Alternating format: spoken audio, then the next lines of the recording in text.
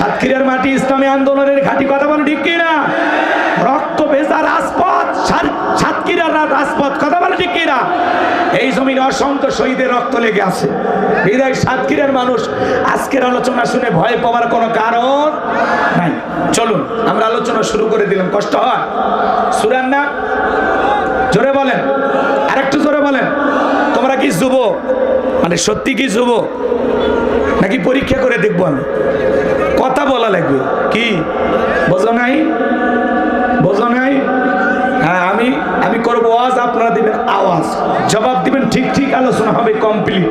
শ্রোতাদের স্পিরিট এবারে বক্তার হিট, আলোচনা হবে জায়গা মতো ফিট। আগে বলতাম কিছু আজ প্যান্ডেলে, কিছু আজ অ্যাঙ্গেলে, এখন আর অ্যাঙ্গেলে না, যা বলবো সব ডাইরেক্ট। অ্যাঙ্গেলে বলার দিন শেষ, ডাইরেক্ট বলার বাংলাদেশ।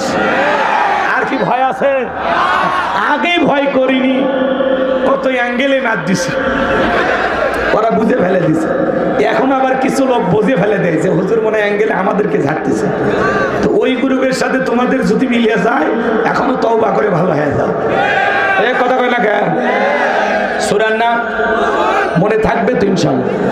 সম্মানিত ভাইয়েরা আমার আল্লাহ রাব্বুল আলামিন বলেন, তাবারাকাল্লাযী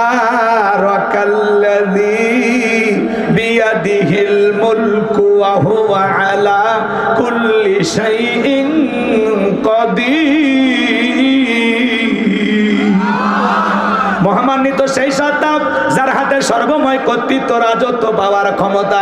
তিনি হলেন সব বিষয়ের উপরে ক্ষমতাবান, সকল কিছুর উপরে একমাত্র ক্ষমতাবান, সর্বশক্তিবান। তিনি কে? আল্লাহ রাব্বুল আলামিন বলেন, তাবারাকাল্লাযী বিয়াদিহিল মুলক ওয়া হুয়া আলা কুল্লি শাইইন কাদির। মহামান্বিত সেই সত্তা যার হাতে সর্বময় কর্তৃত্ব, রাজত্ব পাওয়ার ক্ষমতা। তিনি হলেন সব বিষয়ের উপরে ক্ষমতাবান। তাহলে সবকিছুর ক্ষমতার একমাত্র মালিককে? আসমান জমিনের একচ্ছত্র মালিকানা কার? লিল্লাহি মা ফিস সামাওয়াতি ওয়া মা ফিল আরদ।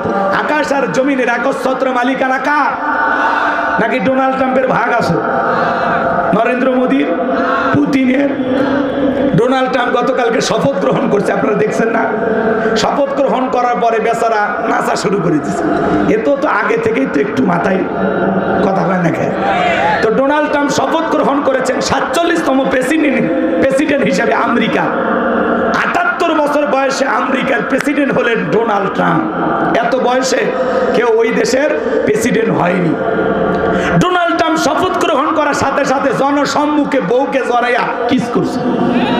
কি করছে? বউকে কিস করছে। এরপরে বউ ধরে নাচা শুরু করছে, নাচানাচি জনগণের সামনে। তো এদিক খেয়াল করেন, পৃথিবীর সবচাইতে বড় নেতা যদি জনসম্মুখে বউকে কিস করে আর পাবলিকের সামনে নাচানাচি শুরু করে, তাহলে পুরো বিশ্বের অবস্থাটা কি এখন বুঝে নেয়? কথা কয় না কেন? এরা হলো বিশ্ব নেতা। এই বিশ্ব নেতাদের চরিত্র যদি এই হয়, তাহলে ছোটখাটো নেতার চরিত্র কি বুঝে নেয়? কথা কয় না কেন? বিশ্ব নেতা হতে পারে, কিন্তু এরা বিশ্ব বেহায়া। এদের ভিতরে আল্লাহর ভয় নাই, কারণ এরা তো মুসলমান না, এরা কি খ্রিস্টান। কথা বলেন। বউকে মানুষ পার্সোনাল ভাবে ঘরে আদর করে, জনসম্মুখে বউকে কেউ কিস করে? এদেরকে যদি যুবকেরা অনুসরণ করে, তাহলে ডোনাল্ড ট্রাম্পও যা, যুবকেরাও দেয়। চরিত্র ভালো করো, আল্লাহ যেন আমাদের হেদায়েত দান করেন। চিল্লা বলেন আমিন। তাহলে পৃথিবীর সকল ক্ষমতার একমাত্র মালিককে? আন্নাল কুওয়াতা লিল্লাহি জামিআ। আল্লাহু আকবার বলেন। সকল ক্ষমতার একমাত্র মালিককে? আসমান আর জমিনে আল্লাহর চাইতে বড় ক্ষমতাধর কেউ আছে? ওয়ালাম ইয়াকুল্লাহু কুফুয়ান আহাদ। আকাশ আর জমিনে আল্লাহর সমকক্ষ, আল্লাহর সমতুল্য আর কেউ নাই। চিৎকারে মেরে বলুন আল্লাহু আকবার। তাহলে আসমানে ক্ষমতা চলবে কার? জমিনে ক্ষমতা চলবে কার? সকল ক্ষমতার একমাত্র মালিককে? আল্লাহর চাইতে বড় ক্ষমতাধর কেউ নাই। যারা বলবে ক্ষমতার উৎস জনগণ, ওরা পাম দিয়ে ফুলে। ক্ষমতার উৎস কে? আমার ভাইয়েরা, অনেকে বুঝতে পারতেছেন না, হুজুর সকল ক্ষমতার মালিক যদি আল্লাহ হয়, পৃথিবীতে যারা ক্ষমতার চেয়ারে বসে রাখি এদের পরিচয় হলো ভাড়াটিয়া। আপনাদের সাতক্ষীরা একটা ছেলে যদি ঢাকায় চাকরি করে, একটা ফ্ল্যাট বাসাতে থাকে, অবশ্যই 5-10 বছর চাকরির কারণে বাসায় থাকতে হবে, ওর পরিচয় হলো ভাড়াটিয়া, কিন্তু বাসার মালিক না। এই পৃথিবীর জমিনে যত মানুষ ক্ষমতার চেয়ারে বসে এরাই সবাই ভাড়াটিয়া, এরা কেউ ক্ষমতার মালিক না। ক্ষমতার মালিক আমার আল্লাহ। এজন্য আল্লাহ রাব্বুল আলামিন বলেন, রাজত্ব দেওয়ার মালিক কে? কুলিল্লাহুম্মা মালিকাল মুলকি তুতিল মুলকা মান তাশাউ ওয়া তানজিউল মুলকা মিম্মান তাশা ওয়া তুইজ্জু মান তাশাউ ওয়া তুযিল্লু মান তাশা বিয়াদিকাল খায়র ইন্নাকা আলা কুল্লি শাইইন কাদির।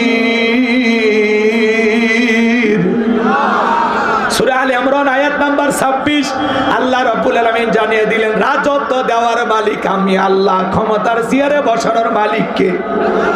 কে ক্ষমতা পাইলে দিক খেয়াল করেন, কেউ চেয়ারে বসলেই যে তাকে সম্মান দেওয়া হলো এমনটা নয়। ক্ষমতার সম্মান দুইটা ভিন্ন জিনিস। এই পৃথিবীর জমিনে অনেক মানুষকে আল্লাহ ক্ষমতার চেয়ারে বসায়াও বাড়াবাড়ি করার কারণে জুতার বাড়ি খাওয়া ক্ষমতার চেয়ার থেকে নামাইছে। শ্রীলঙ্কার দিকে তাকায় দেখলেন না, জনগণের উপরে জুলুম করার কারণে জনগণ অতিষ্ঠ হয়ে নেতাকে বাগে পাইয়া কাপড় খুলে ক্ষমতার চেয়ার থেকে নামাইছে। ভাগ্যিস ভালো সেদিন হাফ প্যান্ট পরা ছিল। এজন্য বাড়াবাড়ি করতে নাই। ক্ষমতা আল্লাহর দেয়া নিয়ামত, জনগণের দেয়া আমানত।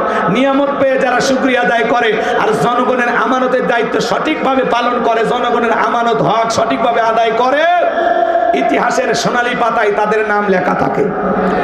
ক্ষমতা পাইলেই লাভ দেওয়া যাবে না। এই দুনিয়ার জমিনে যারা ক্ষমতা পাওয়ার পরে ন্যায় বিচার কায়েম করে, আল্লাহর বিধানকে প্রতিষ্ঠিত করে, মানবতার কল্যাণে, ইসলামের কল্যাণে কাজ করে, মানুষ তাদেরকে সম্মান দেয়, সম্মানের সহিত তাদের নাম উচ্চারণ করে। কিন্তু যারা ক্ষমতাকে বাপদাদার পৈতৃক সম্পত্তি মনে করে, যা ইচ্ছা তাই করে, ক্ষমতায় টিকে থাকার জন্য হাজার হাজার মানুষের রক্ত নিয়ে খেলা করে, জুলুম করে, অত্যাচার করে, নিরপরাধ মানুষকে পাখির মতো হত্যা করে বিদায় করে, ওই সমস্ত জালেমদেরকে ক্ষমতার চেয়ার থেকে নামায় দেন তিনি কে? ইতিহাসের কালো পাতায় তাদের নাম লেখা থাকে, মানুষ ঘৃণা নিয়ে তাদের নাম উচ্চারণ করে। কথা বলেন না কেন?